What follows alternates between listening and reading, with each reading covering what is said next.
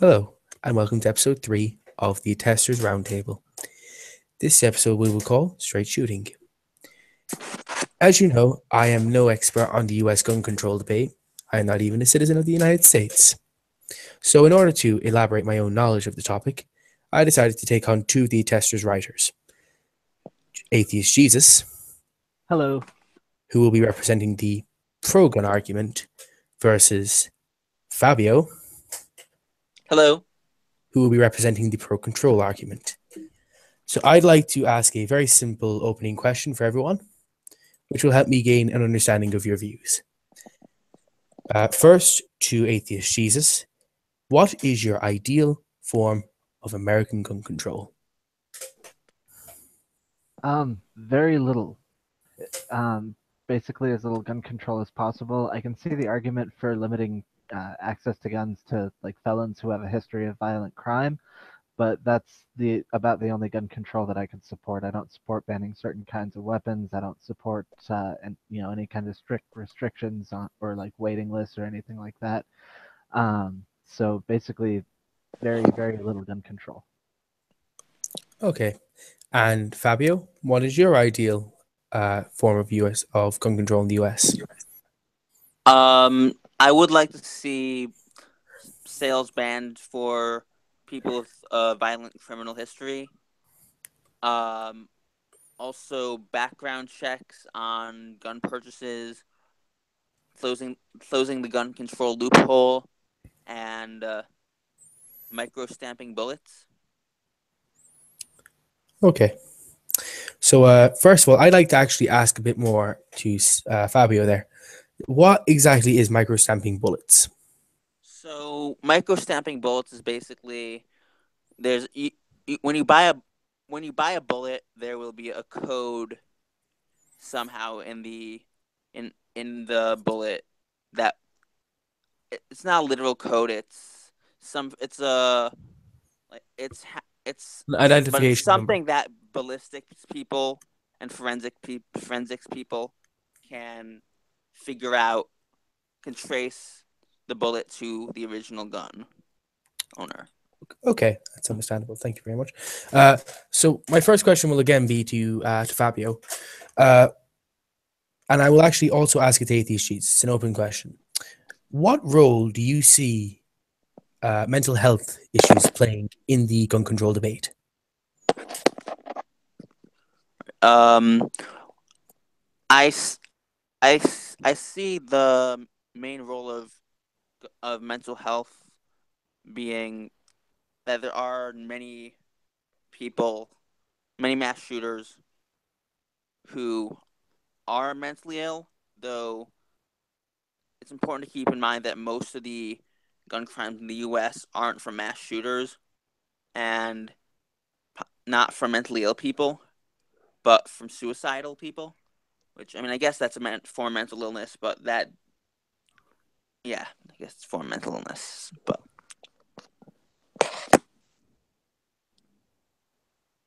Okay, very good. And Paul?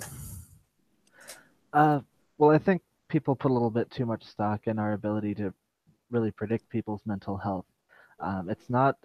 It's not like regular medicine where you can do objective testing. Like with cancer, you can do a biopsy, look at it under a microscope, and know either this is cancer or this is not cancer.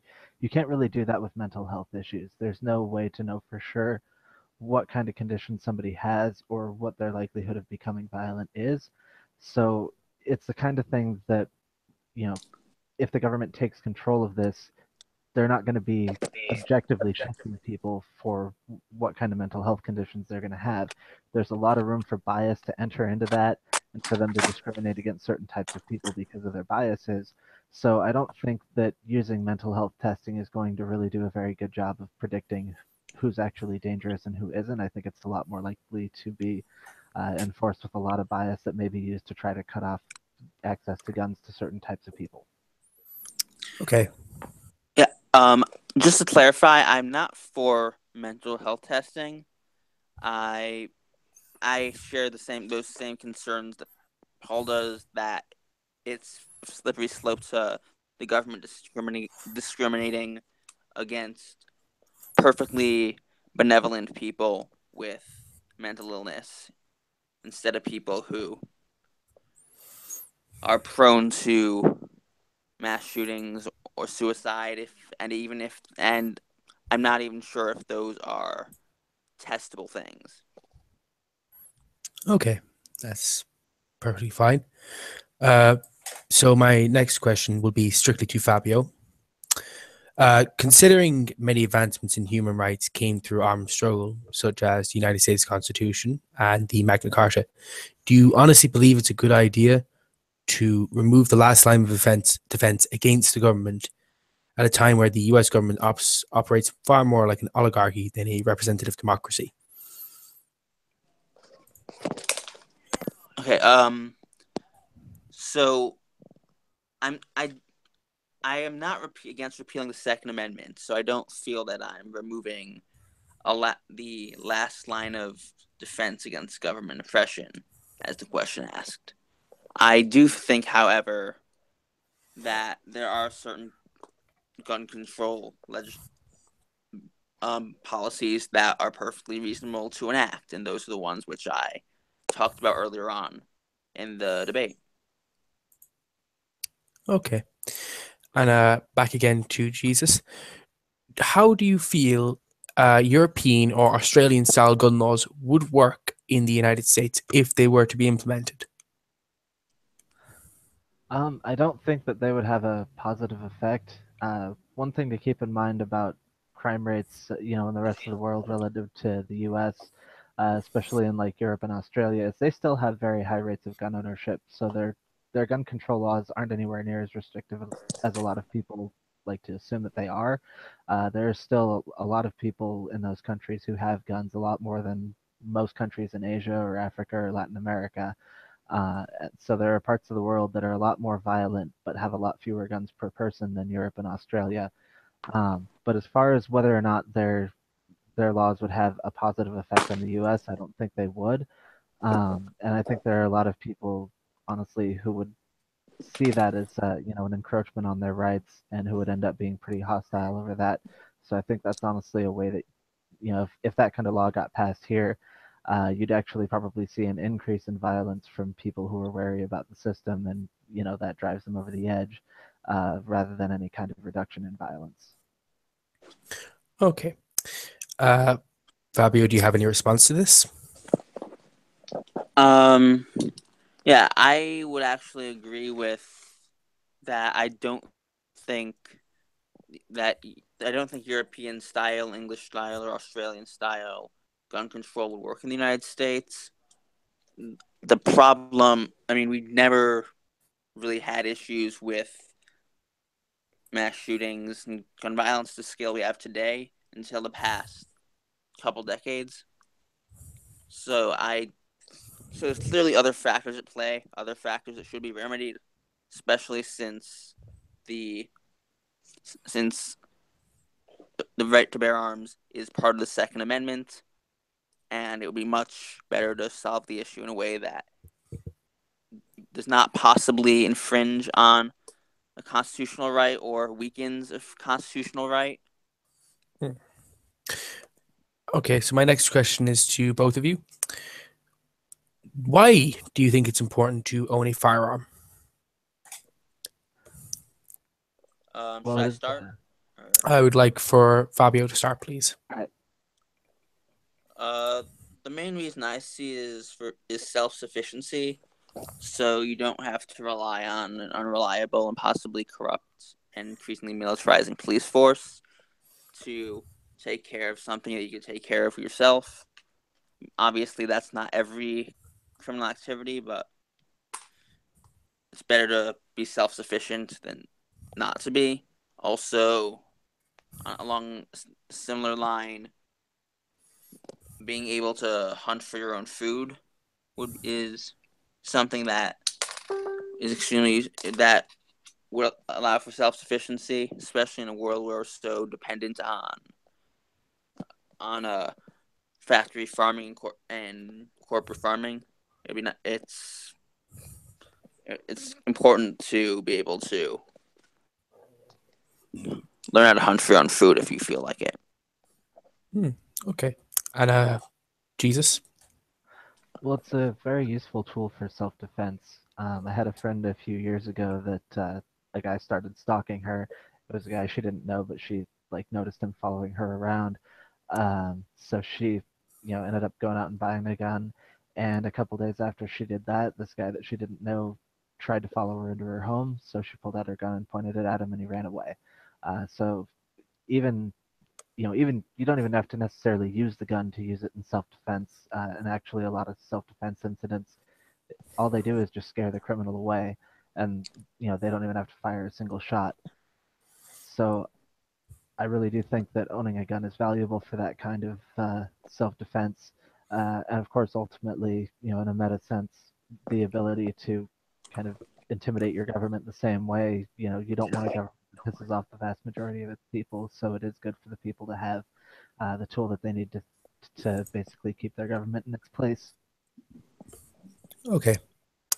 And bringing it back again, in regards to the actual possession of firearms and the Second Amendment as a concept, do you believe having a well-armed populace would actually be effective in a scenario where the government did become tyrannical? Do you believe that a military as well armed and supplied as the United States military could actually lose against a well-regulated, well-armed militia? Do you want me to start with that one? Yes, I would. Okay. Well, I mean, you look at the war in Afghanistan. Our troops have been over there for over 15 years at this point, and a bunch of people in caves with rifles are taking on an army with drones and tanks, and not necessarily winning, but at least holding out and preventing them from taking over.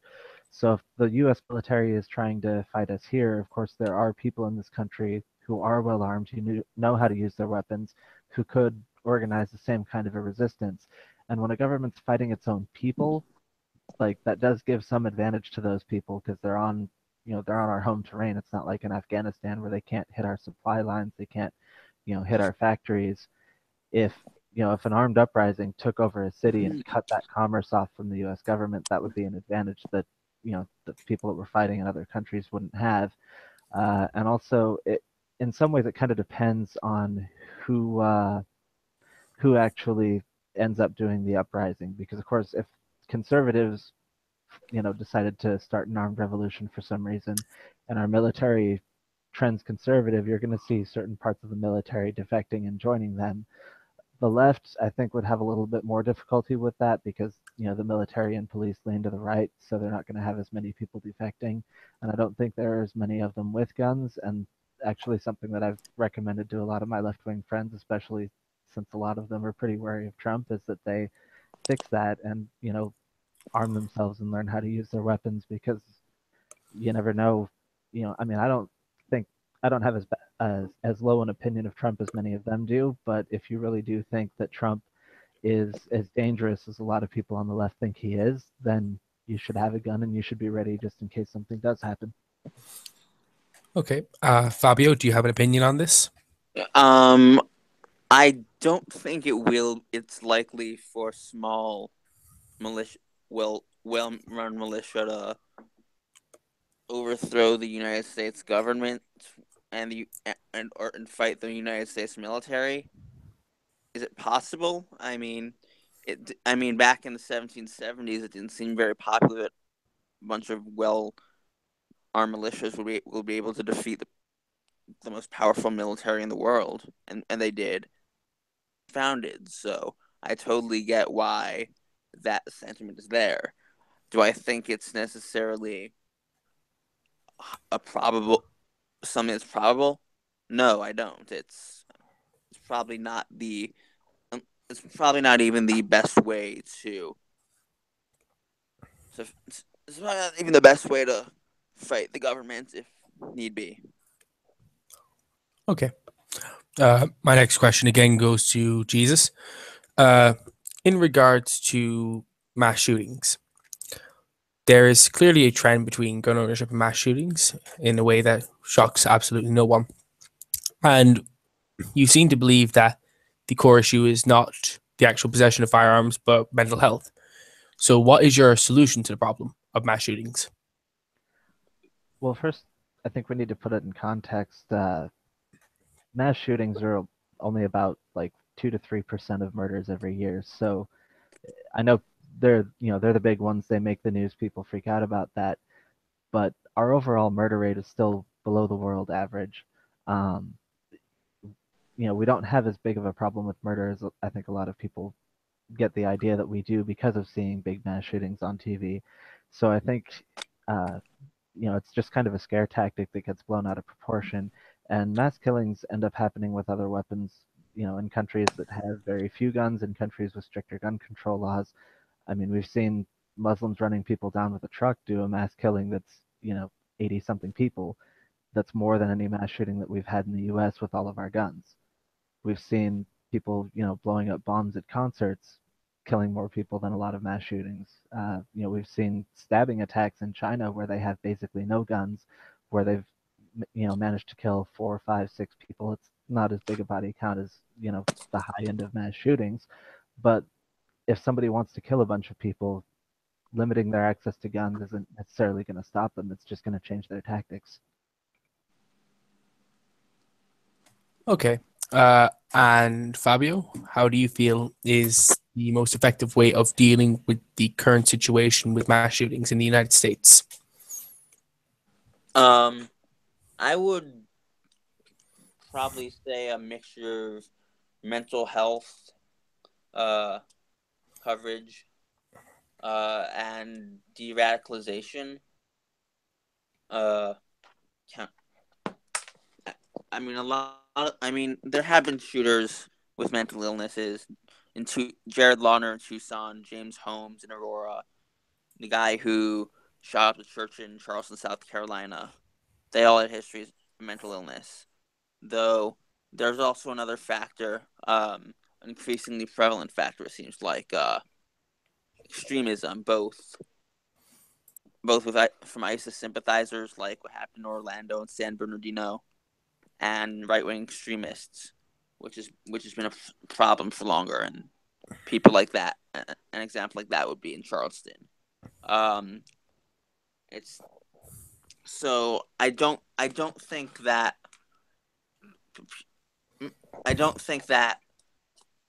you could choose between either mental health issues and de-radicalization issues. Both of them are necessary to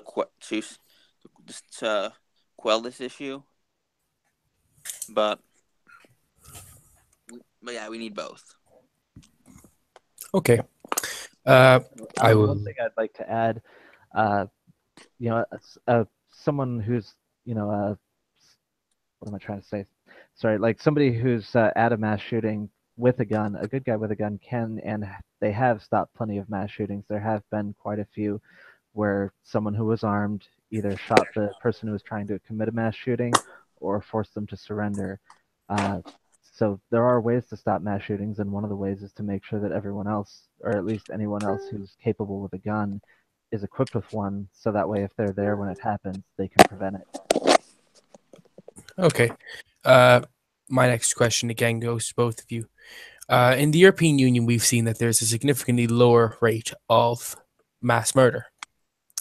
Why do you feel this is, and would there be a solution that Europe has found that may be applicable to the United States? Would that be mass murder or mass shooting? Either.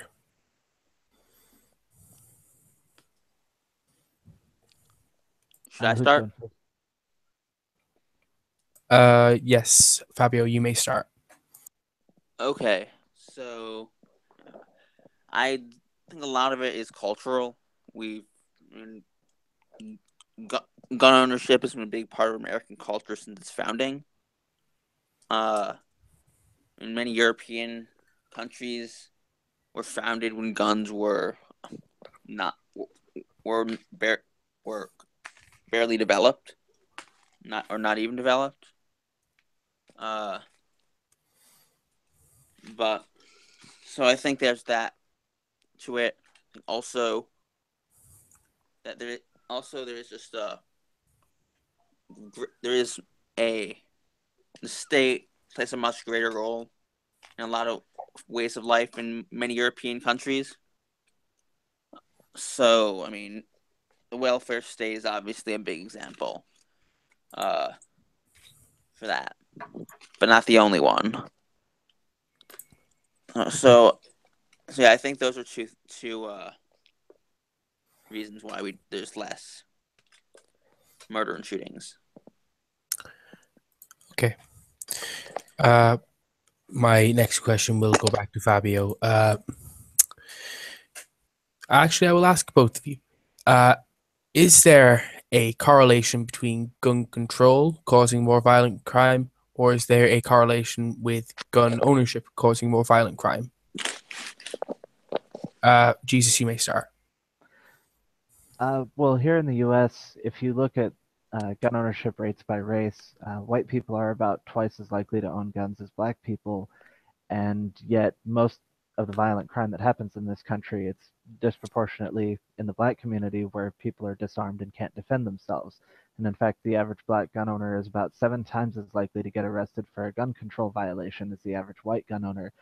So I think that is something that pressures black people to give up guns, to give up their means of self-defense. And that makes it easier for criminals to survive in their community and easier for them to take advantage of their victims. And I do think that's one of the factors that's keeping the black community in poverty and in so much crime, is that they don't have the means to defend themselves. So I would say in this country, gun control laws have mainly been used to make sure that black people remain powerless and defenseless, and that their communities remain criminal, whereas the white community, where no one ever really gets arrested for a gun control violation, even though we have tons of guns, we commit, even though we're like 80% of the population, we commit less than half of the murders. Our crime rate is about the same as that of the rest of like Europe and other white majority countries, if you look just at the white crime rate. So I think it is the black community where gun control laws have taken away innocent and hardworking people's right to defend themselves from criminals, that's made their communities more susceptible to crime. Fabio? Well, factually speaking, there isn't really a correlation between gun ownership and criminal activity. There's a study done in 2007 by the Harvard Journal of Law and Public Policy that says there's a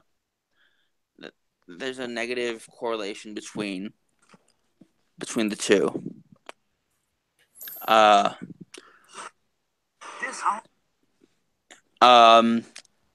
In terms of gun control and gun violence, there's in some instances, yes, I do think that gun control has held communities back, especially poor black communities in many parts of the country whom gun control policies have been hit the hardest. And I think if the government is to continue to craft gun control policies, they have to keep that in consideration and not just discriminate against violent black neighborhoods like what has happened in Chicago, but to actually identify a problem and solve it, and instead of create a fictitious problem. Okay. So both of you mentioned the poorer black communities in the United States and how gun control regulation has affected them. Do you feel that if they were not regulated strictly, or if the regulations were applied evenly to everyone, that it would benefit them? And if so, how? Jesus, you may start. Yeah, I think if we just took away all gun control laws, that we would see some improvement in their community. I mean, I'm not trying to claim that this is the only factor that has caused that difference in violence between the black and white community in the U.S., but I do think it is a big factor.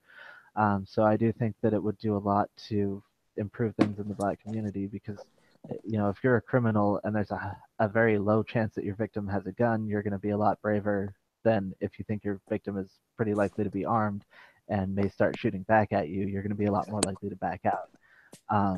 So I do think that removing gun control laws and applying them equally to everyone would help their community.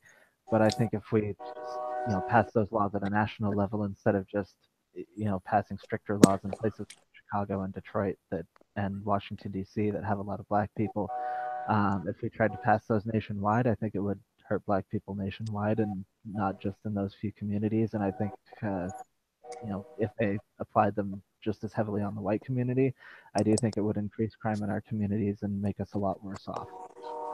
Okay, and Fabio?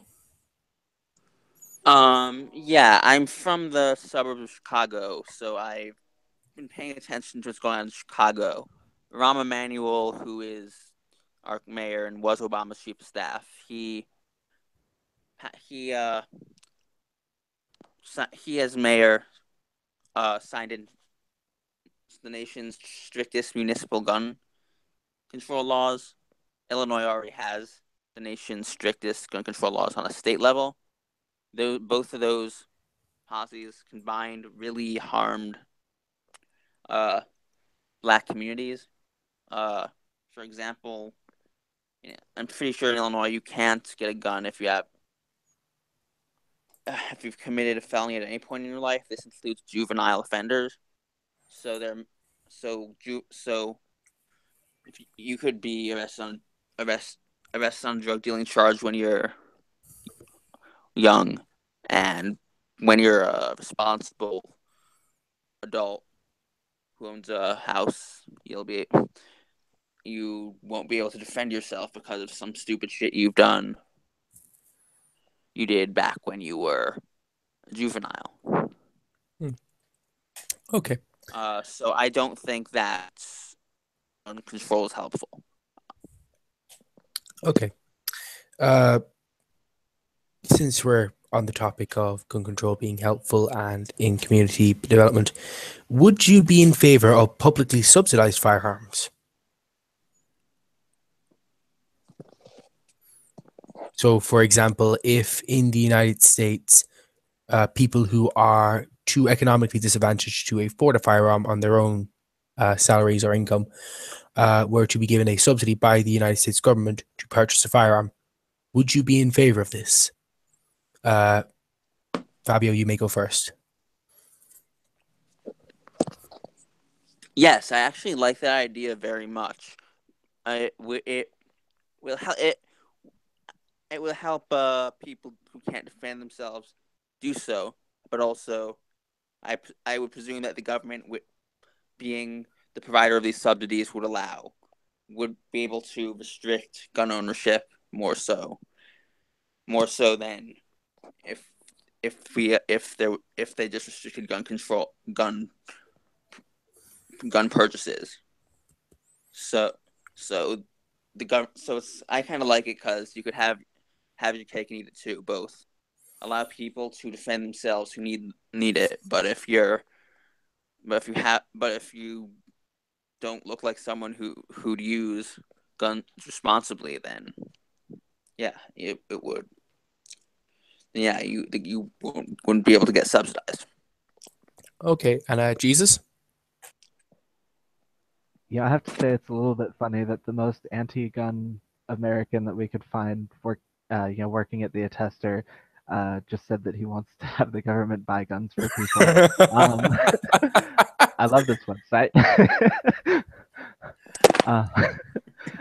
That said, in some ways, I think it's better if the people who are armed in a community are like working people who can afford to spend. I mean, a handgun only costs a couple $100. Like I own one and it costs a little bit less than that used at a pawn shop.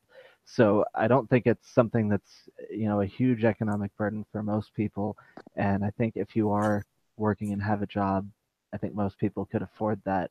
And the most responsible people in the community are the ones that you want to make sure are able to defend themselves, not just anybody, not just non-working people.